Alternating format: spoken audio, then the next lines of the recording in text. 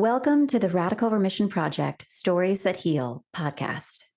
My name is Kelly A. Turner, and I'm a PhD cancer researcher, New York Times bestselling author of Radical Remission and Radical Hope, and the founder of the Radical Remission Project.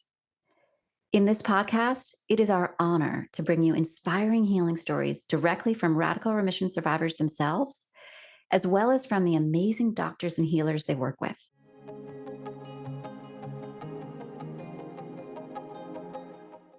Hello, and welcome to the Stories That Heal podcast. This is Liz, and today I'm excited to welcome radical remission survivor Kathy Bero.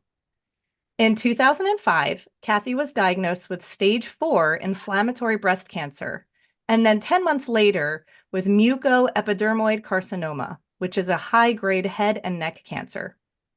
14 years later, her case piqued the interest of researchers of Harvard's NEAR study, looking to understand enigmatic responders, meaning individuals who unexpectedly succeeded in battling their cancer. Bero has been an integrative health coach for more than 16 years, working with clients from all over the world on how to use science-based tools to either prevent chronic disease or recover from it through her Heal Just for Today program. Hi, Kathy, and welcome to Stories That Heal. We're so excited to have you here with us today. Hi, Liz. Thanks for having me. Really appreciate it. Yeah, we're so excited. This is a very special healing story. Personal to me, this is a similar cancer to what my sister had, and I'm so excited to share your success. So I'm looking to dive right in. So why don't we get started with sharing a little bit about how you were first diagnosed and the beginning of your healing journey? Sure. It's a little bit crazy. I had an 18-month-old baby. Wow. And my other daughter was 6. And I just wasn't feeling well. I had a mammogram in April 2005. And I felt sick. And I was going to all kinds of different doctors. None of them could really figure out what was wrong. One of them thought I had Lyme's disease. I had one day, a girlfriend of mine noticed this like red line going up the back of my leg, and turned out I had a staph infection.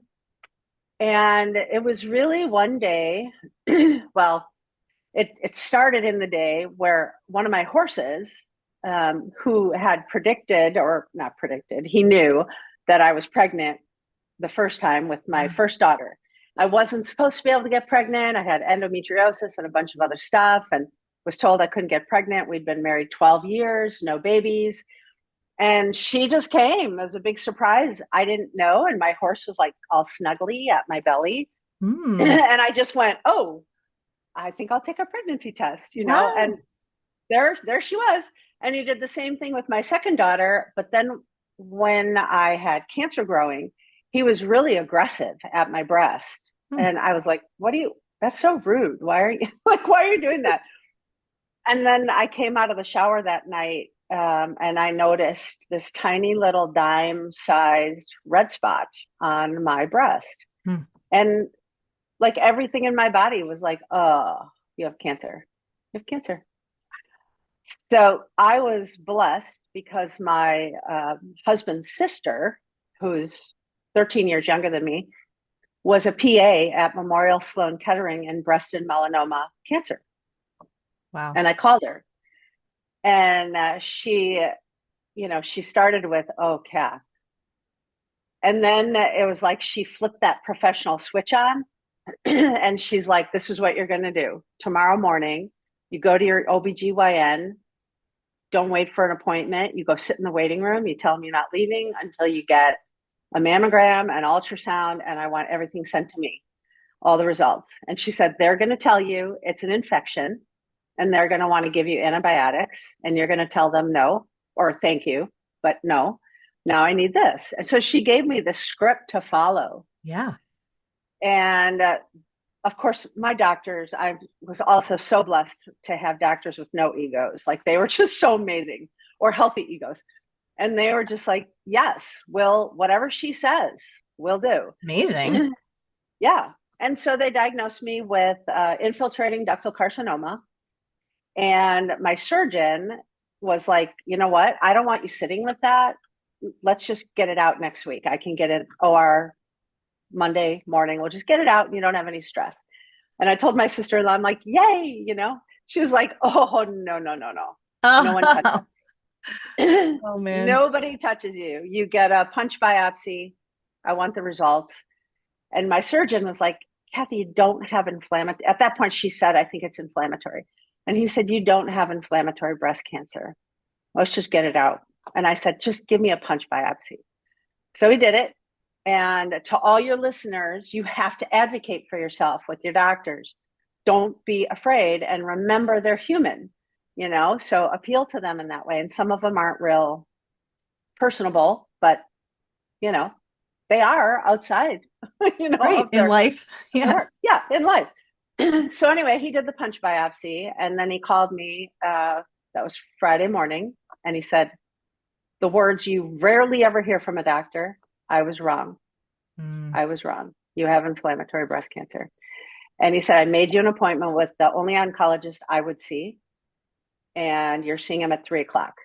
And I was like, and I was actually in an appointment with my kid's pediatrician, who was a functional medicine pediatrician, asking him what I could do. And he was talking to me about mistletoe and other things. And nice. So I went to that appointment talking to my sister-in-law on the way, and she said, this is what we're going to do. This is the treatment you need to have, because Sloan Kettering at the time was getting all of the misdiagnosis. People who were, because there's a lot of misdiagnosis with inflammatory. Yeah. So I got to my first oncology appointment, and I kind of set the tone because I couldn't be heavy about it. I had 2 little kids. And at the time, like, we were very much, I had a big drawer of plant medicinals. Like we had 60 acres, and I would forage for herbal medicine. Nice. At the time I was trained in that. And so I had black walnut tincture. We always put it in our water in fall so we wouldn't get sick, through the winter. And it makes your water look yellow. So I didn't have my bottle, but my husband had his. So I took his and I put it on my doctor's desk where he's going to put his computer. And he comes in and he picks up the bottle and he's like, what is this? And I said, oh, that's what our water looks like. Do you think that's why I have cancer? And he was like, he looked at me and then he just went, oh, that's how this is going to be. Okay. So then, we had a great rapport. He was so funny. And he told me what he was going to do to treat me. And at the time, inflammatory breast cancer treatment was brutal. Yeah. And what they were doing here was even more brutal. And I said, okay, well, that's so different than what my sister-in-law said. And he said, can you get her on the phone? And then he talked to her for the better part of the rest of our appointment. She worked all weekend pulling doctors from Sloan out of church and whatever activities they were in, putting my protocol together. Monday morning, my oncologist called me on the way to work and he said, okay, I have it. We've never done it this way, but it makes total sense. This is what we're going with. And it was amazing. That is amazing. And so a lot of people, when they read my story out in the news, they think I healed with just food. And that's not true. I took an integrative approach to healing. I did do the treatments that the chemotherapy, the radiation, and the surgery. And in my world with inflammatory, which is so aggressive and so fast, that was what I needed to slow everything down.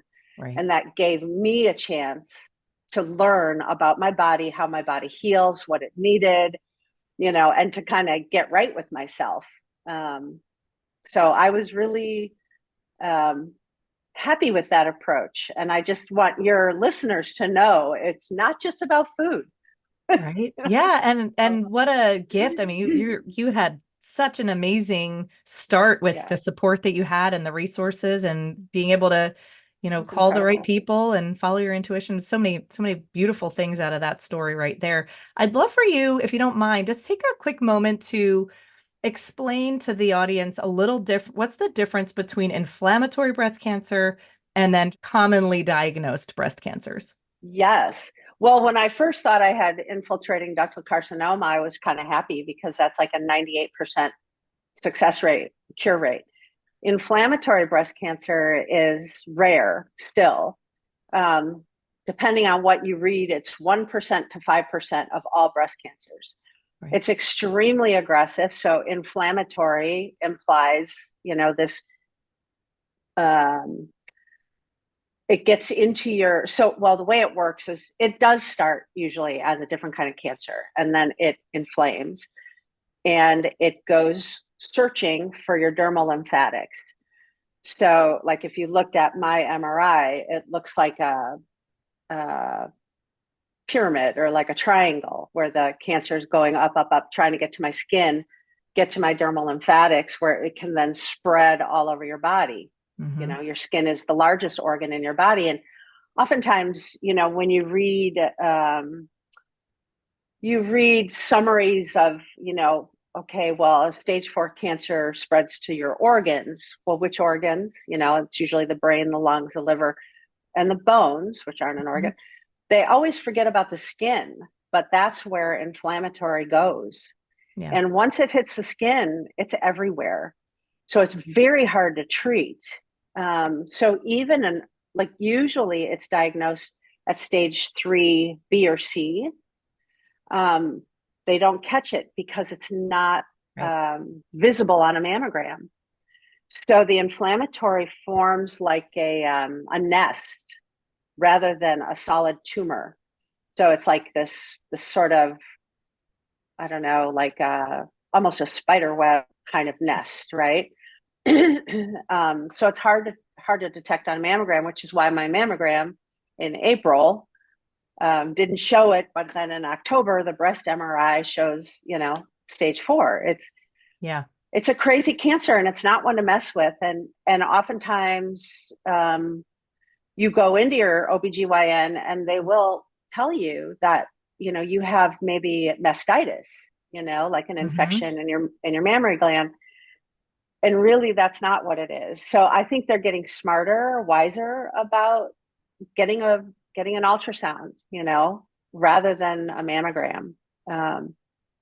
So it's interesting. I'm not surprised, though. I am glad that you advocated for yourself, that your doctor did not expect it to be what it was, because it doesn't present.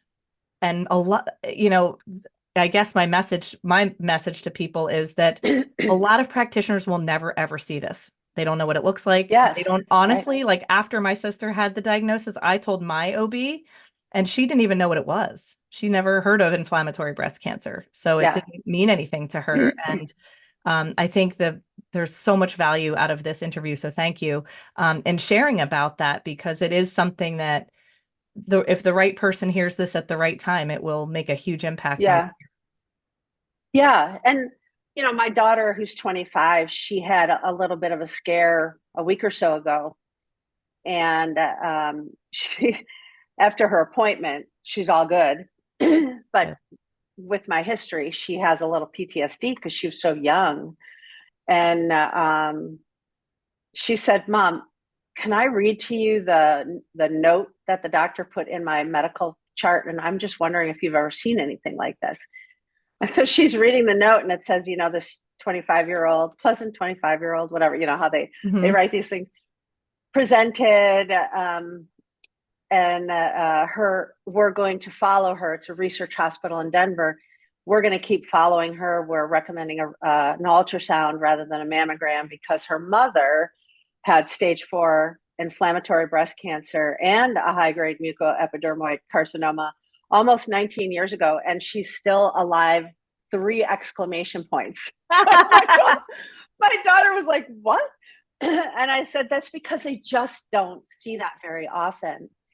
And women who, are diagnosed with inflammatory, they don't like that they maybe, their breast is a little bit harder or that it gets a little pocked. They just don't want to go in too early because they feel like it's, Could be nothing. being paranoid Right. or, please don't do that, Right. because they are diagnosing it more and more. And the way we live our lives, inflammatory cancers are going to become more prevalent. And we have to really tamp that down through lifestyle changes and the 10 healing factors that you talk Right. about, right? Yep. Yep. It's really important to adopt those, as many as you can, or all of them.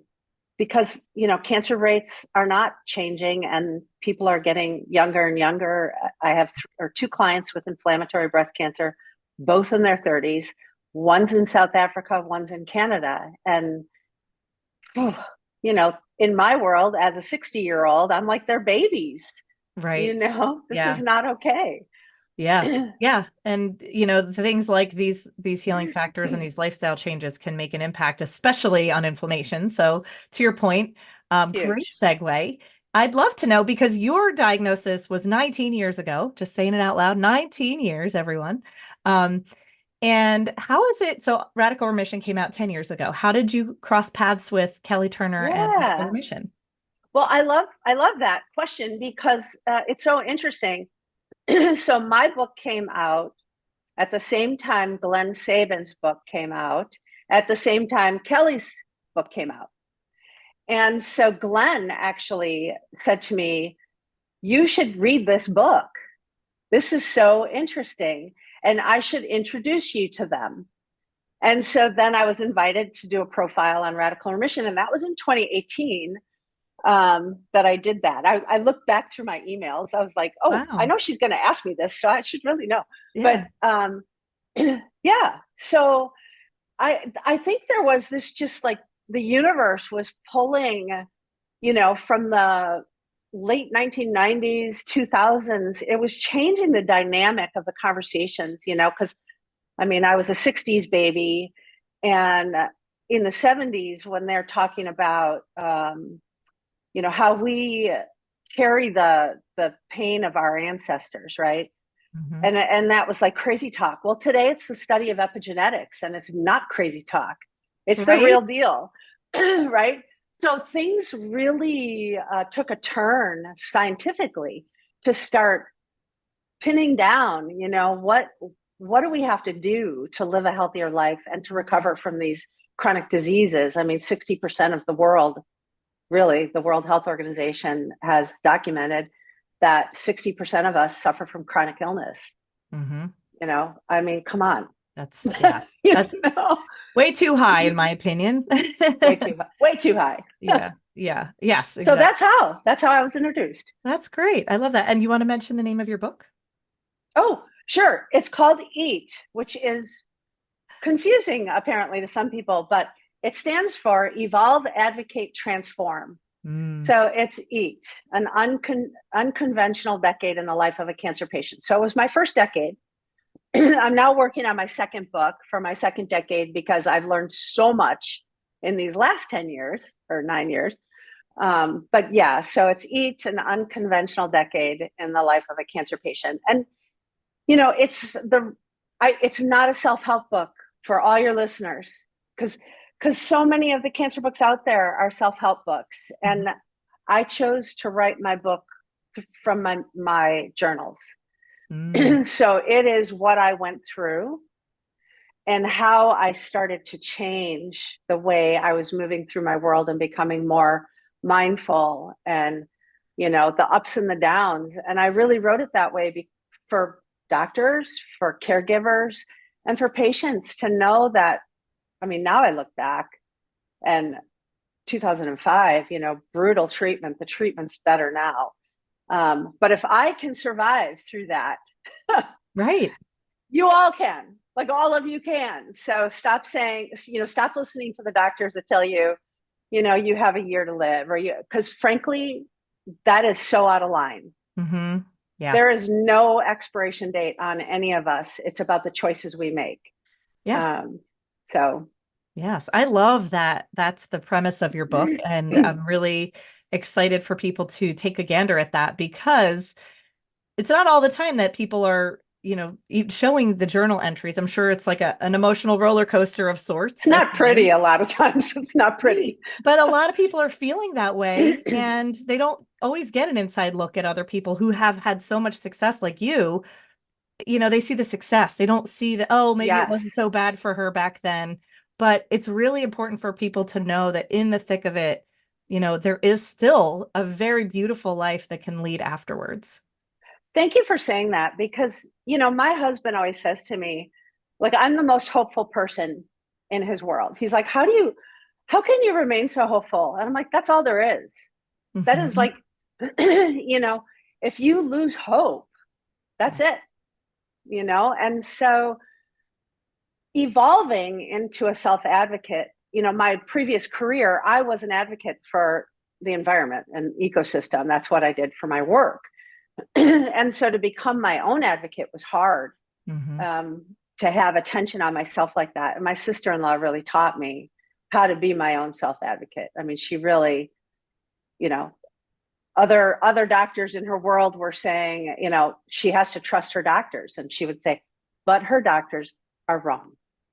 So we're not doing that, and here she works at one of the most prestigious cancer hospitals, right? Yeah. And so learning, evolving into that self-advocate, it's not easy, but it's necessary. And then you can really transform your life, which is why it's the acronym EAT, because also it refers to diet and, but it's how do you transform into that?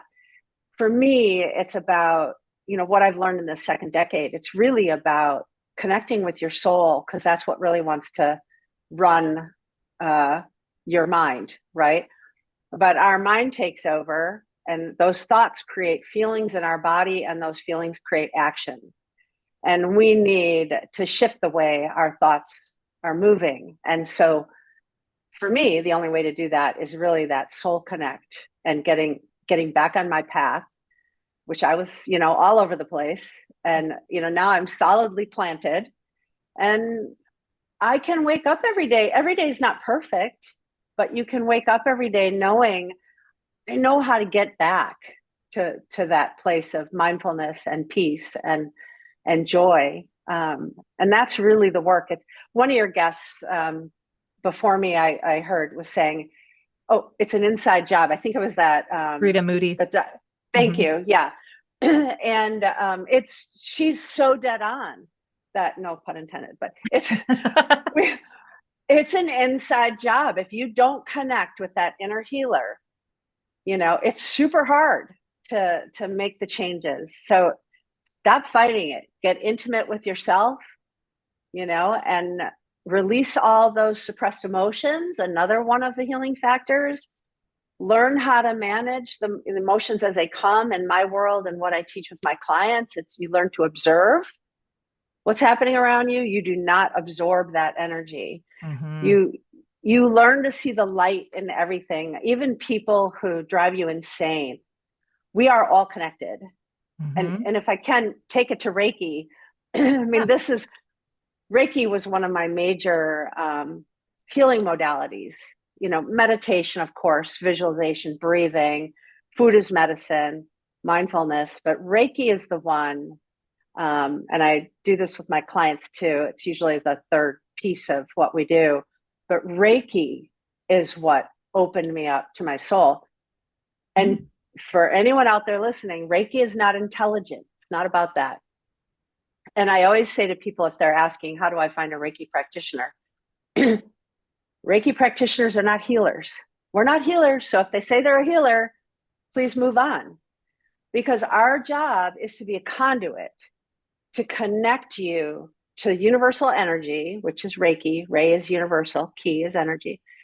To connect you to that, it reconnects your soul.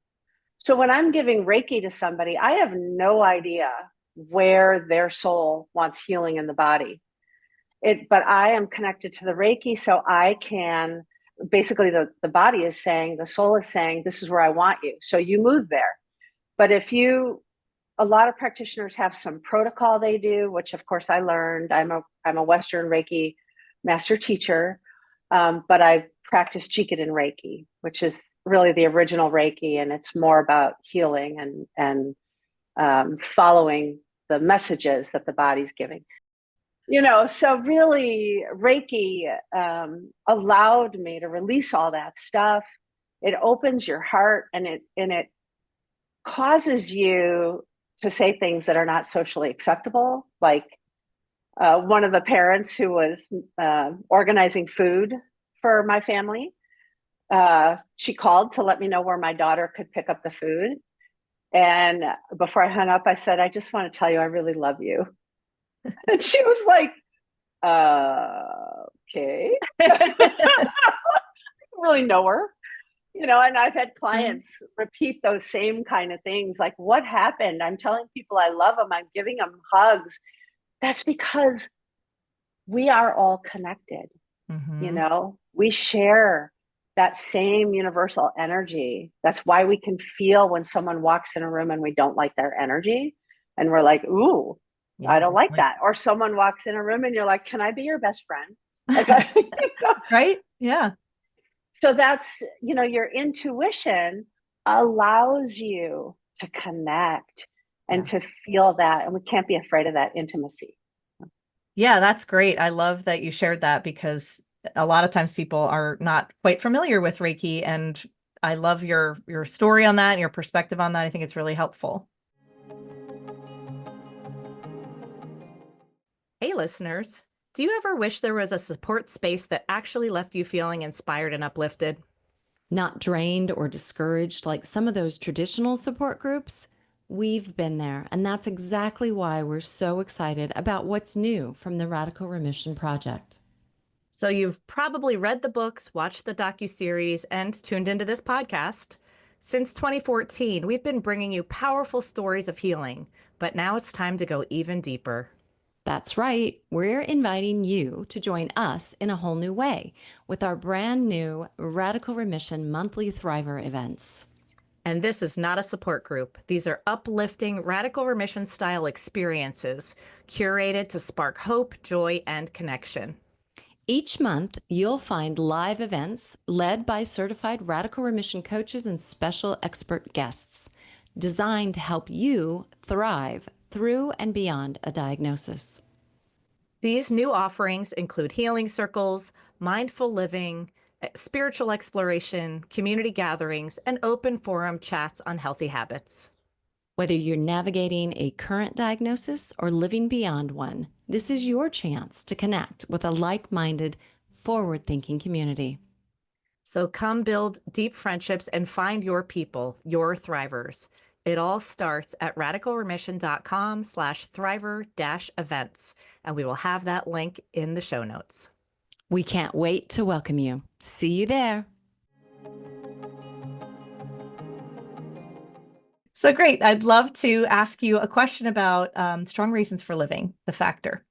And when we speak to people who, once they've been diagnosed, they tend to tap into their purpose fairly quickly. I'm curious, you've been in remission for so long. How has that changed for you back to when you were first diagnosed to where you are today? Oh my gosh, I love that question. Thank you for asking it, because it's changed so much. Yeah. From when I was first diagnosed, I was like the chronic volunteer, right? I was on the board of the Wisconsin Border Collie Rescue and volunteering at the kids' school and volunteering for organizations that did other things. And I was meditating, I came out of it, and I was like, I'm out of everything. So I quit everything, just like that. Boom, gone. Which was really hard, because I was like, okay, well, that's not what I'm supposed to be doing. And put my focus on healing, because that was what I was here for. And I had these two kids, and they were 2 and 7 by the time I was diagnosed first time. And I remember at one point I was so sick, and I was really sure I was dying, literally, and I was having a meditation, and I felt God, some of your listeners will get that. Others will think I'm nuts, but, but I really did feel, and it is this blanket of peace that's going to make me tear up right now. But you can't imagine the way it feels. You can't explain the way it feels. But it is something that is so profound that if you die in that moment, it is awesome. Wow. Like, you are good. Yeah. And I remember saying, thank you. Like, I'm so ready. Thank you. I know everybody's good. Great. And I just drifted off. And the next thing I know, I hear my husband running in the house saying, get Hannah, get Hannah. She won't like this if she hears this, but she was really hard to potty train. And he's like, she has to go to the bathroom. So I jumped up and I just was laughing my head off, running to the bathroom. She felt that energy, right? And I think she was hard to potty train because we were always like pressuring her. She felt this energy of me like being so happy and putting her on the potty, and she went, and it was like so exciting. And I just remember laughing at myself, like, wow, like that's not how it goes. And so you don't get to choose it, right? Well, you can sometimes, but so over the course of the next couple of years, my focus was on living, like finding, okay, what's this all about? I never said why me. I never did. And then when I went to Commonweal's Cancer Retreat Center out in San Francisco, I pulled into their driveway and I just started crying, and I cried for 4 straight days. And Michael Lerner, who is one of the co-founders, he was just like, I don't even know what to do with you. And I'm like, I don't even know either. I just cried. Right. Overwhelming with emotion. We were meditating all the time. And that I woke up in the morning of the 5th morning, and it was like, first thought was, you are an advocate, but it's not for what you think it is. It's to take what you're learning and help other people. And I was like, that feels good. Yeah. It feels really good. And so that shifted me. And now, because I've been coaching for so long individually, my second book is going to be more of what my coaching is, so that it's more available, because honestly, coaching is too expensive for so many people. Yeah. And that's not fair. It should be accessible to everybody. Yeah. And so that's where I'm going with this. So it's changed, but I've also learned it's not my job to work all the time either. Like, right. Model what you learned. Yes. And so live and play and enjoy. Yes. So that's where I'm at now. That's my reason for living is just to keep modeling, keep it inspiring, do things in a way that the masses, like people everywhere can access, because this is not rocket science. Yeah. Yeah. I love how you are a perfect example of how Dr. Turner talks about in the intuition factor, how people hear these intuitive messages coming. And sometimes through meditation, it sounds like for you have a really powerful meditation practices.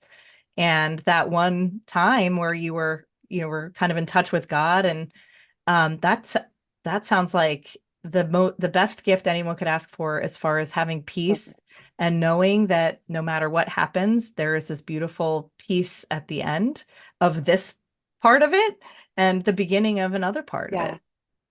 I do help people pass, and I use Reiki with that. And it is the number one message, is just find that place of feel it, like let it in, because you've made a choice, and you're moving on to the next place. And I have a very clear idea of what that is for me.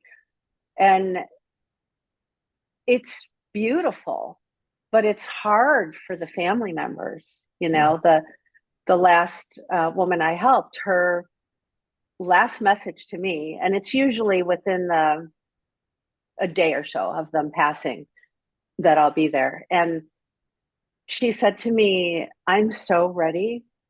Could you please tell my husband to let me go? That was what was holding her. And so I talked to him afterwards, and he said, I can't. And I said, you have to. It's not your choice. You have to let her go.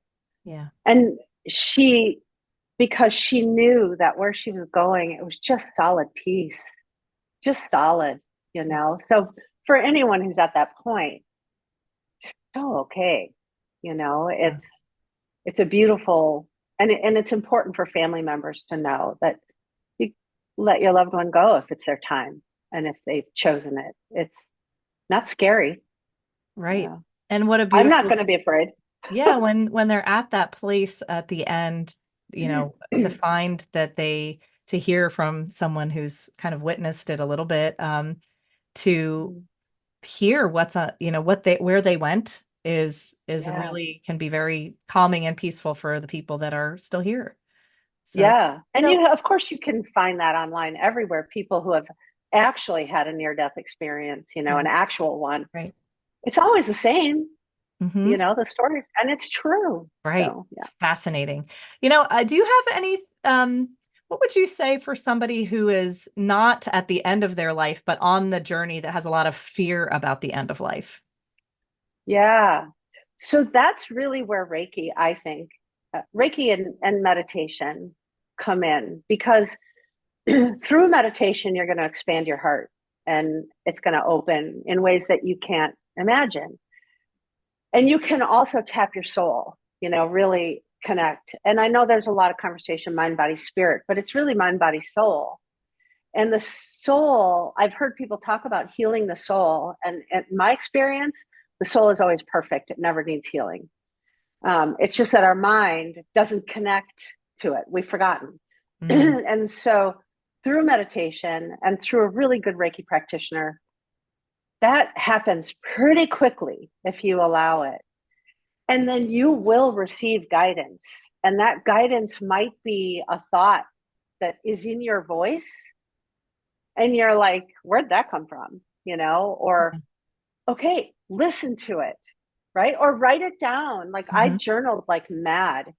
And I do have clients who don't want to journal. They don't like journaling. And so really what I say to them is, it isn't about writing all sorts of thoughts down. It's about, okay, I had this thought, just write a couple words, you know, just as reminders, because when we're moving through life, whether you're in treatment or not in treatment, we can't remember everything.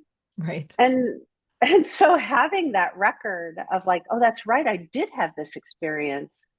Or you might get beyond that experience and think you just made it up, you know, and then you go back in your journal and you're like, well, no, I didn't. No, that was real. Yeah, that's a great point. Yeah. And people might think you're nuts. And so what? You know, it's not their story. It's your story. Who cares? I mean, I feel like that's a part of being a radical remission survivor or having a radical remission lifestyle is, you know, it does not, if you're worried about what other people are going to say or think about it, then you're definitely missing the boat, you know? Yeah. It's all about you and your relationship. Yeah. Relationship with self, 100%. Yeah. 100%. And when you tap that soul, there's truly no going back. Like you can't pretend that didn't happen. You can't, like I've fallen out of my meditation practice here and there. Like it's an up and a down, and you know, because we're human and our lives are not always in our, you know, seemingly in our own control, right? And especially if you have kids. But you'll never lose that connection. That once you've remade it, you'll never lose it. Yeah. And I don't have like people are, you know, surprised that I'll say I'm 60 years old. I just turned 60 in March.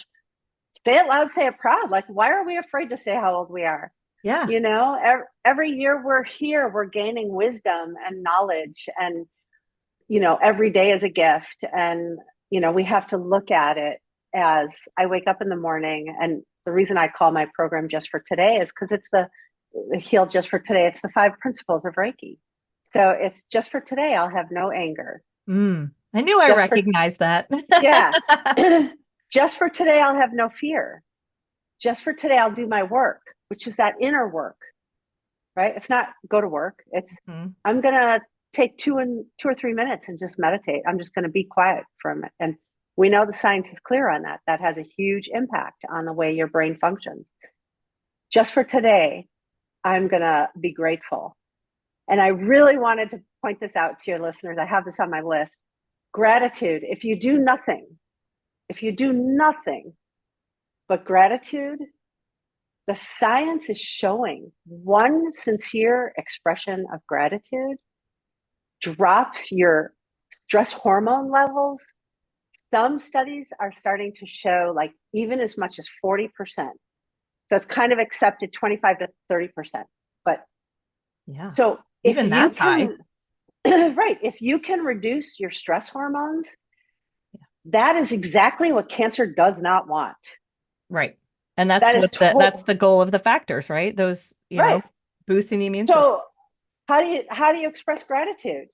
You don't have to stare at yourself in the mirror and find you can just be like, hey, wow, I am so grateful for the rain today, because it rained here, for my garden. I don't have to water it today. Thank you.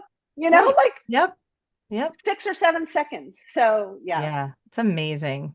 I love that. And I'm so glad that you're sharing that. I would love to hear, do you, working with people over the years that you have, have you heard any kind of unusual or usual ways that people will find to tap into that increasing positive emotions factor? Well, I mean, everybody is different, right? So, I mean, I can tell a couple stories about clients, and one about a college friend that came to me. I'll start with him. Totally randomly, he came. I hadn't heard or talked to him since college, and he's a little older than me, 65 or so. And he reached out to me through my website, and he said, I think I live in your area. Could we have coffee? I'm like, yeah, sure. And there were like no real pleasantries. It was like we sat down and he said, I want to tell you a story and I want to know if you believe me. And he said his wife left him and he developed a tumor on his tongue, some sort of mouth cancer. And he was being seen at a research hospital here in Wisconsin. But he's also, what do they call that? The people who design spaces to be more productive. And he was redesigning a space for a group of nuns. I think they were Franciscan nuns in Wisconsin. And they noted that his personality sort of shifted. And one of the nuns said to him, what's going on? And he told her, showed her the tumor. And he said, come and let us pray with you. Let us do a healing circle. So he was like, okay, do this healing circle. And he woke up a few days later in the hotel that he was staying in with the tumor on his pillow. Whoa. Gone. And he went back to Freighter, the research hospital, and they were like, what? That was it. It's done. It's gone. And I was like, I am in no position to judge your truth. Like, that's not my job. And I believe you, and it was such a relief for him because he thought he was crazy. Oh, I'm like, no. So that's a different kind of, healing. Like he trusted his intuition, right? He gave himself over. Right. And this helped. I have another client. I haven't seen him in a few years, but I keep in touch, who's in his 70s, and he had leukemia. He was getting blood transfusions regularly. His dad died of leukemia, and his wife brought him here. She was a retired teacher, and he was like, she came with him, and he said, well, she wants me to come and talk to you, and do this coaching thing, and this Reiki thing. And I get that a lot. People are funny when they come in. They don't know why they're here, but right. And then so we always do the food first because that's the easy button. You have to eat, so let's just do it right. And she was cooking for him, and we went through the stress relieving, and then I said, or stress releasing, and I said, let's start on some Reiki. He talked all the way through. He taught me that you can talk all the way through Reiki and it still works. And I said, I feel like you're really holding something. Hmm. And his wife called me because I can feel things. I've had people on my table that come in for stress management and I feel cancer. Mm. And with Jikin and Reiki, there's 5 levels of, it's called Biosin, that we feel from the body. And if it hits 5, it's our obligation to send that person to the doctor. Like we're not going to pretend we can heal that, that's not what we're there for. Yeah. And so I have had clients that turns out they unfortunately have cancer, but doing great. Anyway, his wife calls me later that day. They've been married, I don't know, 40 some odd years. And she says to me, I just want you to know, I knew that his brother had died when they were kids. I knew nothing about how he felt about it. Mm. And I asked him, I said, what emotions are you holding? And it turned out his brother was 10, he was 17. It was all over the news here in Wisconsin. His brother, 10-year-old, was playing with a neighbor boy who was playing with kerosene and matches. Mm. And the neighbor boy had some kerosene splash up on his arm. It caught fire. He threw this bucket of kerosene that landed on my client's brother, 90% burned. He died 9 months later. Wow. My client heard him screaming and couldn't save him. So a 17-year-old, probably why the father died of leukemia also. Mm. There's some research, some talk about cancer personalities, like why we get certain, that's not story a for another day. thing. Yeah. So anyway, she said, so I have a plan. So she brought all of his siblings together. They put all the newspaper articles on the table, pictures of David, talked all about this time, talked about the fun times, the family. His cancer went away. He went for a treatment and they were like, you don't have to have this treatment. Wow. So, and his wife said, teach me how to give him Reiki. So she gives him Reiki every day. Wow. Last time I reached out, I think it was this last year, he was out chopping wood, it's like 76 or 78 years old. So, if you trust and accept and allow the healing, don't be afraid, don't think it's weird. Don't talk to other people that are gonna like tamp it down if you can't. Right. For me, I'm, if somebody's like, you did Reiki, that's weird. I'm like, really? You've never tried it? You should try it. It's amazing. It's like, come on, it's super fun. But if you're afraid to share that kind of stuff, like, don't be ashamed. This work is the work we're supposed to do. Mm-hmm. This is why we're here. We're supposed to not live in the human stressed world body. We're supposed to be able to move through it in a more peaceful and mindful way. And that's that observe, don't absorb, like stay on your path. And you can express compassion for people who suffer or somebody who's not being nice to you. But like what I always tell my kids is, if somebody's not treating you well, that has nothing to do with you. Exactly. Nothing. Perfect. So just express gratitude and kindness and, and compassion for them and move along. Yeah. It's like one of my early Reiki